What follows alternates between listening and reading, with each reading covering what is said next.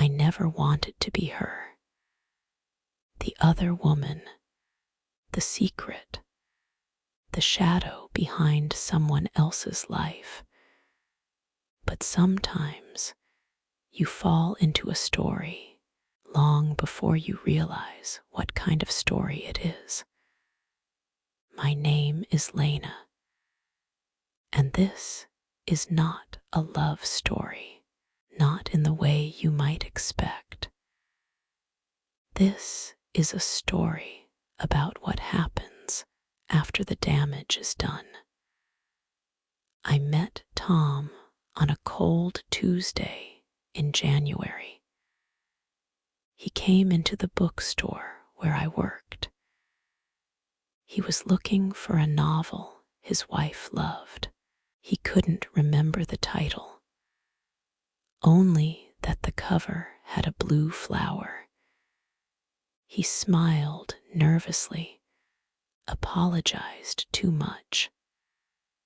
I helped him find the book. We talked about stories and authors and coffee, and when he left, I found myself wishing he'd come back. And he did. At first, it was innocent. Just coffee, just laughter, just quiet glances over pages and teacups. But after a while, I saw it. That small silver ring on his hand. I asked, "You're married?" He nodded, said it was complicated, said they were more like roommates now, said they hadn't been in love for years. I should have stopped, but I didn't, and so it began. Days turned into weeks. He started coming by more often. We shared jokes, secrets, and eventually a kiss.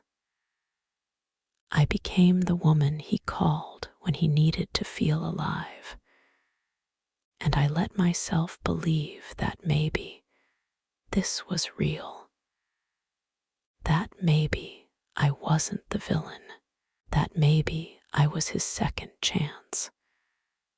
But I didn't see her, not until much later. Her name was Marie.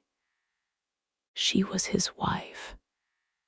She came into the store one evening alone. She asked for a book about forgiveness. And when she looked at me, I froze, because somehow I knew. And maybe she did too. That night I asked Tom, "Does she know?" He looked away, didn't answer. And I realized something.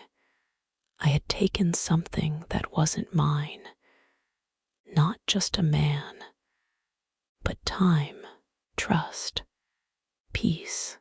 A few weeks later, he told me he was leaving her. And I didn't know how to feel. I should have been happy, but all I felt was hollow.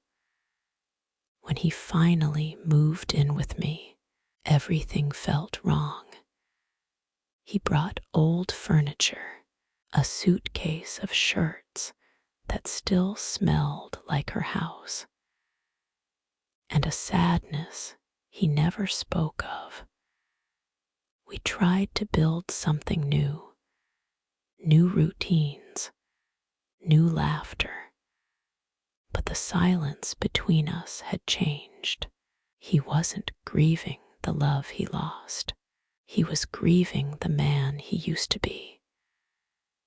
And I was grieving the girl who believed this was love. Months passed. One rainy evening, I found a letter tucked into one of his books. It was from Marie. I didn't read it. I just held it and cried, not out of jealousy, but out of shame. because in her handwriting I saw something I had lost: dignity. We got married the following year. It was quiet. No family, no photos, just two people trying to rewrite something they had already broken. But no matter how many flowers were on the table, or how gentle his touch was at night, I could still feel the echo of a vow that wasn't mine. I wasn't his wife. I was just the woman who came after. And here's the strange thing. He loved me, but I didn't love me, because I still carried the guilt of the late nights, of the half-truths, of the woman who once walked into my store and asked about forgiveness. One afternoon, I wrote her a letter. Dear Marie, you don't know me, not truly, but I know who I was to you. And I want to say I'm sorry. I didn't plan to fall for him. I didn't mean to be the reason your home grew quiet. I was selfish, and I thought love was enough. But love that begins in shadows often stays there. You didn't deserve this, and I carry that with me every day. If you ever wondered whether I won, I didn't. I just stayed. And sometimes staying isn't victory, it's survival. I never sent the letter. Instead, I put it in the same drawer where I kept our marriage certificate, because both were part of my story, the truth and the cost. Today, I still wake up beside Tom. We have good days. We hold hands. We walk our dog. We laugh. But sometimes, just sometimes, I catch myself looking at the window and wondering what it would have felt like to fall in love without hurting someone else. I'm not the villain. I'm not the hero. I'm just a woman who made a choice and lived with it.